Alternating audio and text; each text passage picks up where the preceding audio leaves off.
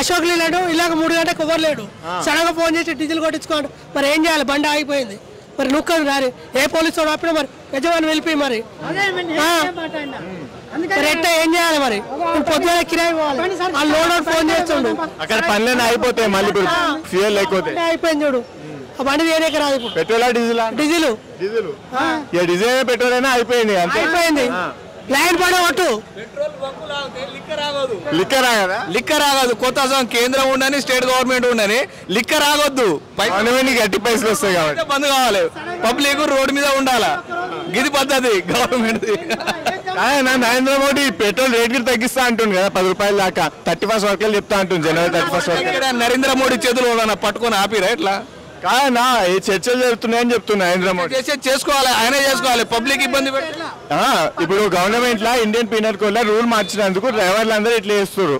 ఏంది hit and run కేసులా 10 years దాకా జైలు శిక్ష, మళ్ళీ 8 to 10 lakhs కట్టాలంట.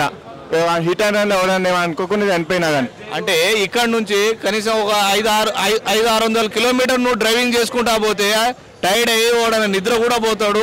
మళ్ళీ టైంలో రావాలని అంటాడు. మరి డ్రైవింగ్ ఫీల్డ్ చేస్తున్నప్పుడు రోడ్డు మీద మస్తు అవుతుంటాయి పోతుంటాయి. మరి వానికి కొన్నిసార్లు డ్రైవర్ తప్పు ఉంటుంది, కొన్నిసార్లు డ్రైవర్ తప్పు ఉండదు. పని ఏంది మరి? నువ్వు డ్రైవ్ చేయమంటావు యాక్సిడెంట్ చేస్తే మళ్ళీ ట్రాన్స్పోర్ట్ డిపార్ట్మెంట్ లేకపోతే ఏం మళ్ళీ మరి అదే ఆయన ఎటు పోవాలి? మరి డ్రైవర్ ఎటు పోవాలి? డ్రైవర్ ఫ్యామిలీ మెంబర్ ఎటు పోవాలి? అది కూడా ఇంపార్టెంటే కదా. ఎక్కువ పెట్టడం కూడా కరెక్ట్ కాదు. ఏ విధంగా పెట్టేసడం మరి ఫ్లైట్ లో పెట్టి పెట్రోల్ సరఫరా చేసడం చేయమని మరి ఫ్లైట్ లో ట్రాన్స్పోర్ట్ అంటావా? కావు కదా. యాక్సిడెంట్ కావాలని అట్లాంటి తెచ్చి పెట్టాలి. మళ్ళీ ఫ్లైట్ ఫ్యూయల్ కి ఇంకా డబుల్ పెట్రోల్ అవుతుంది, డబుల్ ఫ్యూయల్ అవుతుంది. ఇవాళ అయింది కదా టోక్యోలో కూడా. టోక్యోలో అయింది కదా, రన్ లోనే కాలిపోయాయి కదా. ఎట్లుంది అన్న సిచ్యువేషన్? ట్యాంకర్ వల్ల స్ట్రైక్ నడుస్తుంది. ఈవినింగ్ వరకు everything will be clear as usual. Timing tomorrow. అనవసరంగా 2-3 గంటలు టెన్షన్ పడి మీరందరూ టెన్షన్ పడుతున్నారు. మాకు ఆల్రెడీ బండి పెట్టినాము, బండి వచ్చేస్తుంది ఈవినింగ్ 10 గంటల అయినా. అంటే పెట్రోల్ వచ్చేస్తుంది. బండి పెట్టినాము, రాలేదు ఇప్పటికీ. మేము పొద్దున్నంతా అమ్మినాం, అన్ని పంపులు డ్రై అయినాయి. మ్యాక్సిమం మేమే నడిపినాము, మాది అయిపోయింది, మేము బంద్ చేసినాం. ఫ్యూయల్ ఉందంటే కదా లేదా? సరే ఇట్లా చెప్తారు. సరే సరే. కానీ ఈ ప్రాబ్లం ఎందుకు వచ్చిందంటావు? ఏమో మరి సమ్మేస్తుండ. అంటే Indian penal code law rules మార్చినందుకు లారీ డ్రైవర్లను హిట్ అండ్ రన్ కేసులో గిట్ట యాడ్ చేసినందుకు 10 years జైలు శిక్ష అని వేరే రూల్ పట్టుకొచ్చారు ఇండియన్ పీనల్ కోడ్ లో. దానివల్ల వచ్చింది. కానీ ఎట్లుందన్న పెట్రోల్ లేదంటారా?